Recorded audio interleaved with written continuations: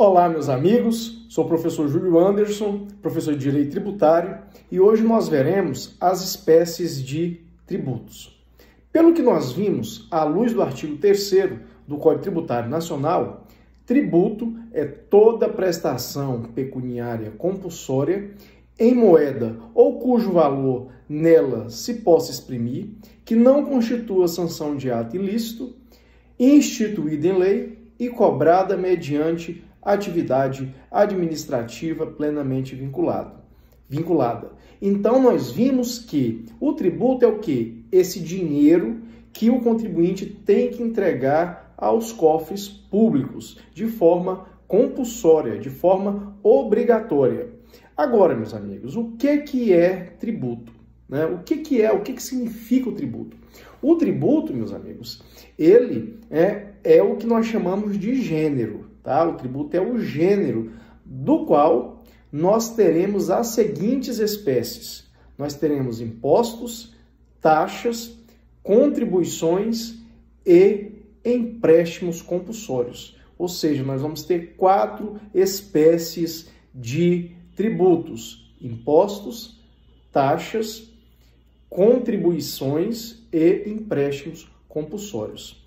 Então, olha só, tributo, então, é o gênero. Em que a gente precisa aprender? Nós precisamos aprender como funciona cada uma dessas espécies. Cada uma dessas espécies tem uma função diferenciada, é um contorno constitucional diferente. Então, é o que nós vamos ver hoje, as espécies de tributos. Só que, primeiramente, nós temos que entender quantas espécies de tributos existem. Nós vamos ter algumas teorias na doutrina que diz que existe uma teoria tripartite. Significa que tributo é gênero, do qual nós vamos ter 3 espécies: impostos, taxas e contribuições de melhoria conforme o Código Tributário Nacional. Para outros autores, nós teremos a teoria quadripartite, ou seja, 4 espécies de tributos, que são impostos, taxas, contribuições e empréstimos compulsórios. Para outra teoria, nós vamos ter a teoria pentapartite, que nós teremos 5 espécies de tributos, que são impostos, taxas, empréstimos compulsórios, contribuições sociais gerais e contribuições de melhoria. Meus amigos, na verdade, quando a gente analisa essas espécies de tributos, essas teorias tripartite, quadripartite, pentapartite, hexapartite, isso, na verdade, não tem muita significância. Por quê? Se eu for separar, por exemplo, as contribuições, eu tenho várias espécies de contribuições. Eu tenho contribuição de melhoria, eu tenho contribuição da Seguridade Social, eu tenho contribuição de iluminação pública, eu tenho contribuição de intervenção no domínio econômico, que é a CID. Então, não dá para separar as contribuições. Por isso que eu adoto a chamada teoria quadripartite, no qual nós vamos ter as seguintes espécies: impostos, taxas, contribuições e empréstimos compulsórios. Mas, na verdade, isso também é bobagem.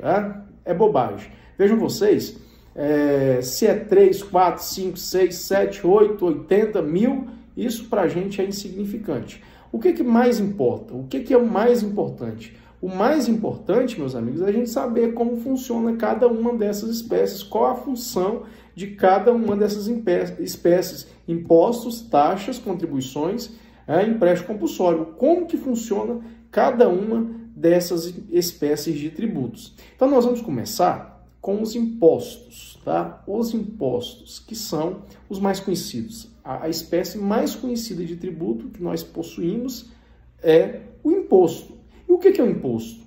Meus amigos, imposto é um tributo. Olha só, imposto é um tributo que o contribuinte pratica um fato descrito pela lei, ou seja, o contribuinte vai praticar um fato gerador. Ao praticar esse fato gerador, vai gerar a ele a obrigação de recolher o imposto aos cofres do Estado. E o Estado, então, né, com o dinheiro do imposto pago pelo contribuinte, o Estado vai pegar o dinheiro do imposto e vai aplicar nas atividades gerais e universais. O que é uma atividade geral e universal? Aquela que é estendida indivisivelmente para todas as pessoas. Como, por exemplo, a iluminação pública é um serviço geral e universal. Não tem como eu dividir a iluminação pública por quem quer que queira usar a iluminação pública. Todos, indivisivelmente, irão se beneficiar da iluminação pública. A segurança pública é um serviço geral e universal. Você não pode simplesmente escolher ser protegido pela segurança pública ou não. Então, vejam vocês que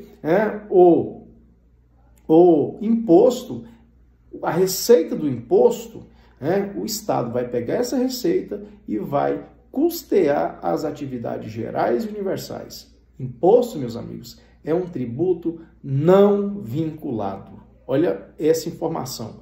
Tributo não vinculado. Imposto é tributo não vinculado porque ele não segue o princípio da afetação. Significa o seguinte, que como ele não segue o princípio da afetação, a receita do imposto não pode estar atrelada a nenhum órgão, fundo ou despesa específica. O contribuinte paga o imposto aos cofres do Estado, sem receber do Estado a promessa de que irá receber dele uma contrapartida específica. O Estado vai gastar o dinheiro do imposto conforme o seu juízo discricionário. Então, vejam vocês, a receita do imposto não é vinculada, tá? Não é vinculada a nenhuma obra, não pode estar vinculada a nenhuma despesa, a nenhum fundo, a nenhum órgão específico. O Estado arrecada o dinheiro do imposto e gasta nas atividades gerais e universais. Tá? Essa é a regra da não vinculação de imposto. Então, quando vocês, por exemplo, ouvirem falar do IPVA, que nós temos estradas muito ruins, esburacadas, e aí é costume das pessoas falarem que pagam o IPVA e que é um absurdo pagar IPVA e as estradas estão aí todas em péssimas situações. Como se o IPVA fosse um tributo vinculado. IPVA é o quê? IPVA, meus amigos, é imposto sobre a propriedade de veículo automotor de via terrestre. Então, se é imposto, logo eu não posso vincular, logo eu não posso atrelar a receita do imposto a nenhum órgão, fundo ou receita específica. Então, eu não posso pegar o dinheiro do IPVA e destinar exclusivamente para a construção de rodovia. Não é isso. O dinheiro do IPVA é para quê? Para custear as atividades gerais e universais. Eu posso construir rodovia? Posso. Não tem problema, é uma atividade geral e universal. Porém, eu não posso pegar o dinheiro do IPVA e vincular exclusivamente ali. E a Constituição Federal, quando cria a figura do imposto, como esse tributo não vinculado, tem um motivo muito importante. Por quê? Imagine os senhores se eu vinculasse cada imposto. Imagina se eu vinculasse o IPVA com a construção de rodovias. Chegaria um momento que eu teria rodovias perfeitas, mas, vejam vocês, a gente não vive só de rodovia, nós precisamos de educação pública acessível para todos, nós precisamos de saúde pública, nós precisamos de assistência, da assistência social, nós precisamos da segurança pública. Então, faltaria, evidentemente, dinheiro para essas outras atividades. Então, é por isso que o imposto, meus amigos, é tributo não vinculado. A função dele é custear as despesas gerais e universais, diferente da contribuição. A contribuição é o contrário, já é um tributo vinculado. Na contribuição, o contribuinte pratica também um fato gerador, que a lei determina. Ao praticar esse fato gerador determinado pela lei, o contribuinte vai ter que recolher aos cofres do Estado a contribuição. E aí o Estado vai fazer o que com essa contribuição? Vai vincular a receita da contribuição a uma despesa específica, a um fundo, a um órgão, ou vai dar uma contrapartida específica para o contribuinte. Por exemplo, eu, professor, sou trabalhador, assalariado, pago a minha contribuição previdenciária. Então, a minha contribuição que eu estou pagando está vinculada aqui a um órgão, no caso, o INSS, que é o órgão previdenciário. E aí, vejam vocês, por que eu pago? Primeiro, eu vou vincular a receita da contribuição no órgão previdenciário e a contribuição ela tem uma contrapartida específica. Além dela estar vinculada, eu pago para receber uma contrapartida específica do Estado.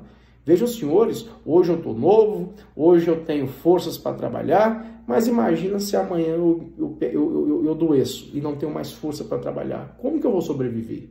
Então é por isso que eu pago a contribuição previdenciária, tá?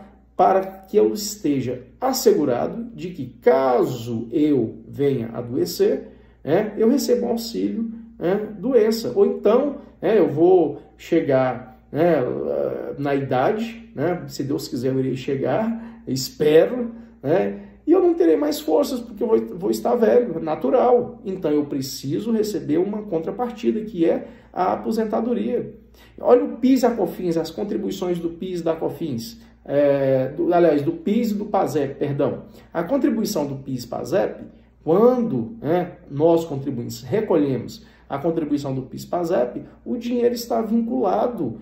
Vinculado a quê? A uma despesa específica que vejam vocês, qual é a despesa específica que está vinculada à receita do PIS-PASEP. Com o dinheiro do PIS-PASEP, a União custeia o salário-desemprego, quando a pessoa fica desempregada, ela vai, então, receber o auxílio-desemprego e o abono salarial, o seguro-desemprego e o abono salarial. O seguro-desemprego e o abono salarial vem de onde? Da contribuição do PIS-PASEP. Então, vejam vocês, a contribuição é um tributo vinculado a uma despesa, a um fundo ou a um órgão específico. Olha a CID Combustível. A União arrecada a CID Combustível e ela vai gastar esse dinheiro com o quê? A União vai pegar esse dinheiro da CID Combustível e vai aplicar aqui na logística, no sistema de logística e também nos programas de educação ambiental.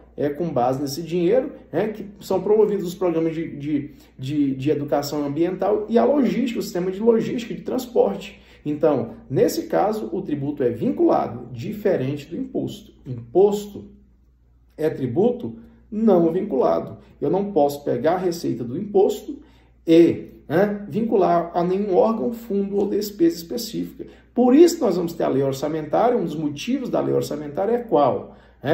Ver o quantum que o Estado recebeu de receitas e, a partir desse momento, a lei orçamentária vai decidir como vai gastar esse dinheiro. E tem essa lógica, porque a economia dos países, no nosso caso, a nossa economia, ela muda a cada ano. Cada ano a nossa economia está de uma forma. Então, às vezes, eu tenho mais necessidade de gastar dinheiro, por exemplo, com educação, ou com saúde, ou com segurança pública. Então, eu tenho que ter essa margem de discricionariedade para que o nosso administrador possa aplicar o dinheiro conforme for a necessidade. Por isso a lei orçamentária. Então, vejam vocês que o imposto é tributo não vinculado, não segue o princípio da afetação. E aí nós vamos ter, todos os nossos impostos estão discriminados, a competência deles lá na Constituição Federal. Não existe nenhum imposto além daqueles que estejam previstos lá no Sistema Tributário Nacional, lá na Constituição Federal. Então, nós teremos os seguintes impostos de competência da União. No artigo 153, imposto de importação, o imposto de exportação, o imposto de renda, o imposto sobre produtos industrializados, o IOF, que é o imposto sobre operações de crédito, câmbio, seguro, valores mobiliários e o ouro ativo financeiro, o imposto sobre a propriedade territorial rural, o imposto sobre grandes fortunas. E o artigo 154 ainda traz a previsão de mais dois outros impostos para a União, que é o imposto residual e o imposto extraordinário de guerra. Já os estados têm competência para instituir 3 impostos, que são o imposto sobre a circulação de mercadorias, prestação de serviços de transporte interestadual e intermunicipal e de comunicação, que é o ICMS, o imposto sobre a propriedade de veículo automotor de via terrestre e o imposto da transmissão causa-mortes e doações. Já os municípios, por força do artigo 156, têm a competência para instituir 3 impostos também, que é o Imposto da Propriedade Predial Territorial Urbana, o IPTU, o Imposto sobre Serviços de Qualquer Natureza, o ISS, que também chamamos de ISSQN, e o Imposto sobre a transmissão onerosa por ato intervivos de bem imóvel ou direito real. Então, nós só temos esses impostos. Não é possível a criação de nenhum outro imposto que não esses discriminados aqui na competência tributária que a Constituição criou. Então, nós não temos mais impostos. Então, vejam vocês, imposto é tributo que não vinculado.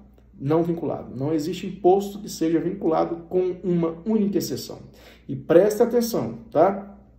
Preste atenção, porque quem vai fazer prova, a prova de direito tributário adora uma exceção. E nós teremos um imposto, vejam vocês, nós teremos um imposto que vai excepcionar a regra da não vinculação, tá? Nós vamos ter um imposto que será vinculado. Então, a União não vai poder gastar o dinheiro desse imposto como bem entender. Que imposto que é esse? Tá? Que imposto que é esse? Gente, nós temos uma Constituição extremamente progressista. A nossa Constituição está o tempo todo preocupada com o desenvolvimento econômico, com a diminuição das desigualdades, com a erradicação da pobreza e da marginalização, e para atingir desenvolvimento econômico, evidentemente eu tenho que ter distribuição de renda. Eu tenho que acabar com as desigualdades sociais, ou pelo menos diminuir essas desigualdades sociais. Só assim nós temos um país desenvolvido. Olha o que busca a Constituição Federal, já no comecinho, lá nos primeiros artigos, que ela fala, o que a Constituição fala? Constitui objetivos fundamentais da República Federativa do Brasil, promover o desenvolvimento nacional. Isso significa o quê? Diminuir as desigualdades, ou seja, acabar com pobreza. País desenvolvido é aquele que não tem concentração de renda tão escandalosa como é o caso brasileiro. Como que se faz para distribuir renda? Gente, a distribuição de renda, ela necessariamente se passa pela tributação. Então, eu cobro o tributo dos mais ricos e pego esse dinheiro arrecadado com os tributos arrecadados dos mais ricos e invisto em políticas públicas redistributivas, como previdência, como aposentadorias, como auxílios, como bolsas para a universidade. Isso é que promove a distribuição de renda. Então, o imposto sobre grandes fortunas, vejam vocês, o imposto sobre grandes fortunas é o tributo que sofrerá exceção à regra da não vinculação dos tributos. Como que funciona o imposto sobre grandes fortunas?